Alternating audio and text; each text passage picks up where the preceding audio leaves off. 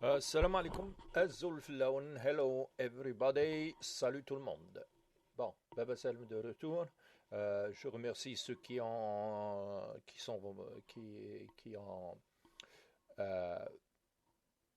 sont passés et ils ont vu ma vidéo. Je remercie ceux qui ont mis des commentaires et ceux qui ont mis des plus. Bon, c'est gentil, ça fait plaisir quand même. Donc, Lyon, j'ai décidé de faire une vidéo et je vais parler en français parce que je veux beaucoup plus communiquer, essayer de communiquer avec les francophones et surtout les Nord-Africains qui vivent en France, en particulier les Algériens. Voilà, il s'agit de l'attaque, des attaques en France, qu'on appelle les attaques terroristes. La question qui se pose, bien entendu, pourquoi et comment et qui est responsable. Personnellement, je pense que c'est la France qui est responsable. Quand je dis la France, ça veut dire le gouvernement français. Pourquoi j'arrive, je viens. Donc, parlons des attaques terroristes et le terrorisme en général. Il y a, personnellement, moi, j'entends presque toutes les, pas presque tous les jours, si ce n'est que ben oui, tous les jours, je dirais qu'il y a des attaques terroristes. Si ce n'est pas en Irak, c'est en Syrie. Si ce n'est pas en Syrie, c'est quelque part au Moyen-Orient, au Pakistan, ou bien en Afrique, au Nigeria. Donc, c'est pas quelque chose qui nous étonne. Personnellement, je n'ai pas été étonné. Bon, j'ai été un peu surpris de la différence. C'est comme on va au restaurant où on mange tous les jours la même chose et un jour on décide de manger quelque chose d'autre. Donc, il y a un changement. Mais la bouffe, c'est la bouffe. On mange. Et pour moi, c'est ce qu'on nous fait avec les médias. On nous bombarde avec ce qu'on veut nous bombarder. Parce que l'attaque en Turquie, on en a parlé avec une journée, même pas quelques heures, quelques minutes peut-être. Celle du Liban, l'avion des Russes au Sinaï. Donc toutes ces victimes, on leur donne pas autant de poids que les victimes les victimes de Paris. Pourquoi? Ben, personnellement, c'est tous des victimes, c'est toutes des victimes qui ont payé un grand prix pour rien. Elles sont, pour dire que innocence, bon, on peut toujours se poser la question est-ce qu'on est, qui est innocent aujourd'hui? Surtout le fait on est tous informés, on sait ce qui se passe dans le monde et on ferme l'œil, quoi. On s'occupe de notre train-train quotidien et puis on a peut-être de la sympathie quelques moments ou quelques temps et puis on passe. Mais cette fois-ci, par exemple, en Angleterre, on voit en Angleterre, aux États-Unis, partout dans le monde occidental, cette solidarité avec la France. Je pense que c'est pas juste. Par rapport aux autres victimes dans le monde, ce n'est pas juste. C'est comme c'est un avis. Je suis vraiment, bon, je suis touché de ce qui s'est passé et surtout les victimes. Pourquoi? Je me dis, pourquoi un an? C'est pas que le fait d'être innocent, c'est le fait d'être désarmé. C'est des gens qui étaient sans armes et qui ont été attaqués par des personnes avec des armes. C'est ça. C'est là où je ne suis pas d'accord, disons, complètement, et je trouve que c'est faux de la part de ces assaillants qui ont une idéologie bizarre que je dirais bizarre et je me dis moi personnellement au lieu de bombarder les pays il faut comment dire lancer un mandat d'arrêt contre tous les imams qui font les fatwas en ce qui concerne le suicide ou bien comment on appelle ça qui donne qu'ils endoctrinent, qui sont en train d'endoctriner les jeunes en leur promettant le paradis, alors que je défie n'importe qui de m'avancer une preuve que dans l'islam, il y a les attentats comme ça et qu'on a le droit de tuer des gens désarmés qui n'ont pas d'armes sur eux et dans des lieux publics et sans les avertir. Je défie n'importe qui pour me présenter euh, que ce soit un verset du Coran ou bien des hadiths, comme on dit, euh, à croire qu'ils sont vrais ou pas. La question aussi se pose. Mais je me dis, la vraie guerre contre le terrorisme extrémiste, islamiste extrême ou extrémiste fanatique, appelons ça comme on veut, c'est justement d'arrêter tous ces prêcheurs, comment on dit, preachers, les imams, que ce soit dans les mosquées ou ailleurs, qui appellent au djihad de ce genre. Le djihad, moi, je le comprends d'une autre façon. Le djihad, c'est le sport, c'est gagner des médailles, c'est être champion du monde. Le djihad, c'est la technologie, c'est avancer dans la technologie, avec des inventions. Le djihad, c'est créer des emplois. C'est ça le djihad que je comprends. Moi, je ne comprends pas d'autre djihad à part ce que je viens d'avancer. Donc, je reviens à la France qui, pour moi, est bien sûr responsable. La responsabilité, c'est que, en un point, la plus grande partie des gens sans emploi sont d'origine nord-africaine. Ça, c'est un point qui est très important. La deuxième chose que je dirais, comment se fait-il qu'une France aussi puissante n'arrivait pas à avoir l'information avant l'attentat? Je n'y crois pas.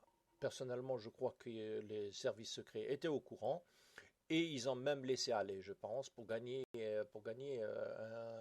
on dit, un dossier contre la Syrie. Et je pense que c'est comme ça que ça se fait.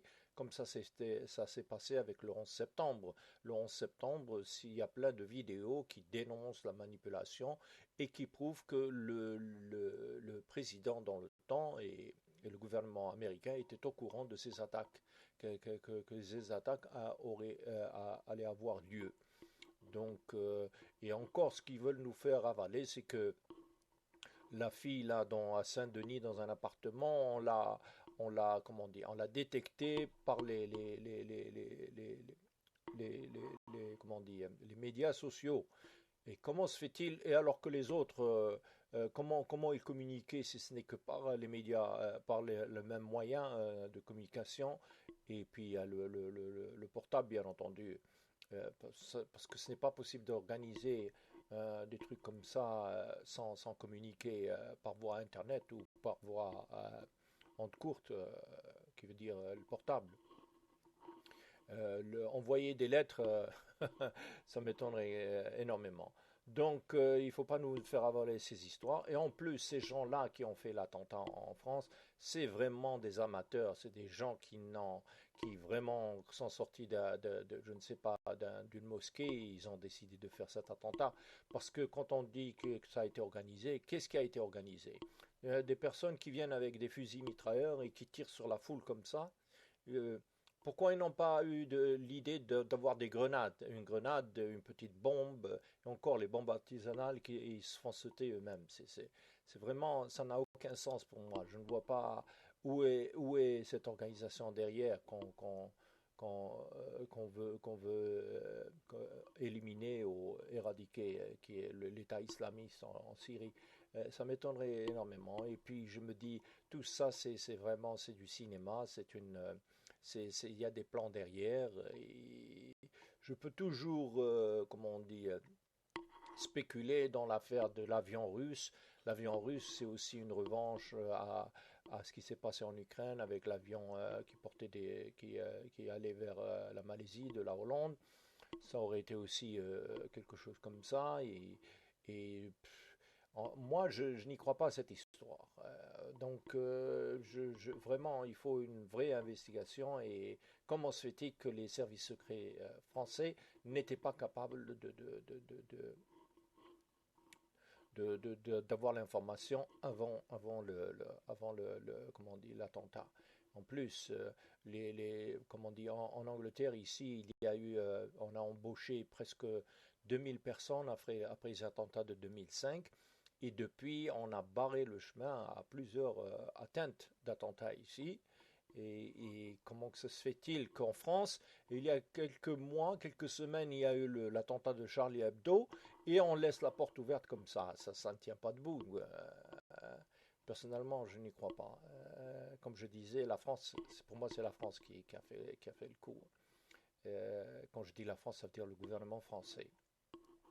Et le dernier point là où je me dis pourquoi ils sont responsables, je me dis la responsabilité revient à la France et tous les pays qui veulent bloquer et qui essaient toujours de bloquer les partis islamistes après les élections ou après les élections par exemple en Algérie, les élections en Égypte et ailleurs. On leur a permis comment on dit, de participer, et puis lorsqu'ils ont gagné les élections, on les bloque. Et tout ça, ça mène à des gens qui perdent la pédale, excusez l'expression. Ça veut dire que si vous ne nous laissez pas gagner par la voie des élections, eh ben on va le faire de force. Je crois que c'est ça qui a poussé au lancement et à cette création de ces sadiques qu'on appelle l'État islamique. Tuer des gens comme ça, couper leur tête, et pour moi, ça, il n'y a aucun mérite. Et c'est pas ça qui va comment dire, qui va créer un État islamique. Ça m'étonnerait énormément. Donc ce côté-là, et de l'autre côté, je me dis comme dit, laisser donner la permission aux partis islamiques de participer à des élections, euh, c'est une erreur. C'est une erreur dans le sens que si on les laisse participer, il faut les laisser gagner aussi il faut les laisser, comment on dit, gouverner s'ils gagnent. Et ça ne marche pas avec la démocratie, c'est sûr. Donc, le message que je pourrais lancer, c'est que les partis islamistes ont le droit de participer, mais le taux de vote devrait, disons, le taux de vote ou le taux de, comment on dit, de vote pour gagner les élections devrait être à 90 ou 98%, disons. Parce que 51%, pour moi, ça ne marche pas. Comme ça s'est passé peut-être en Algérie et aussi en Égypte, ça a été, ou en Tunisie et d'autres pays peut-être. Et il y a une majorité, mais vraiment à quelques personnes, dirais-je. C'est un ou quelques pourcentages, mais vraiment minimes. Donc vous avez presque la moitié de la population qui est contre. Et moi, je ne vois pas ça dans l'islam. Je crois que si on revient au prophète de l'islam, alayhi salam, et ça n'a jamais été le cas. Ça a été toujours la majorité, qui veut dire 90% de la population, qui a voulu, qui avait opté et voté et opté pour l'État islamique, pour un État islamique. Donc il y a une contradiction énorme, et je crois que c'est ça la bêtise. L'erreur, disons, de la part des pays occidentaux et de jouer un jeu qui ne menait à rien du tout. Alors qu'au début, il fallait du début ne pas les laisser participer à des élections. Voilà. C'est un avis, bien entendu, mais je reviens là. Je me dis toujours que ces gens-là qui ont, qui ont participé à cet attentat avec des fusils, mon Dieu, c'est vraiment. Pour moi, ce n'est pas le djihad. Et je reviens à là, il faut vraiment arrêter. Ce qu'il faut, c'est arrêter ces gens ces imams et qui font des fatwas comme ça. Dans l'islam, il n'y a jamais le cas de tuer et tirer sur des personnes qui sont désarmées, qui n'ont pas d'armes, et sans les prévenir aussi. Je ne crois pas que ça existe dans l'islam. Si je me trompe, j'aimerais bien que quelqu'un me le prouve. Et je me dis, mais vraiment, c'est le djihad, comme si je pense que c'est vraiment dans la technologie, dans le sport, dans la création d'emplois. C'est là où je vois le djihad. Je ne le vois pas comme ça. Ça, c'est trop facile, ça. Bon, sur ce, je termine cette vidéo, et si vous voulez me rendre service, si elle vous a plu, alors écrivez un commentaire ou appuyez sur le bouton, sur le plus, le pouce là, Ça m'encouragerait de faire d'autres. Merci. À la prochaine.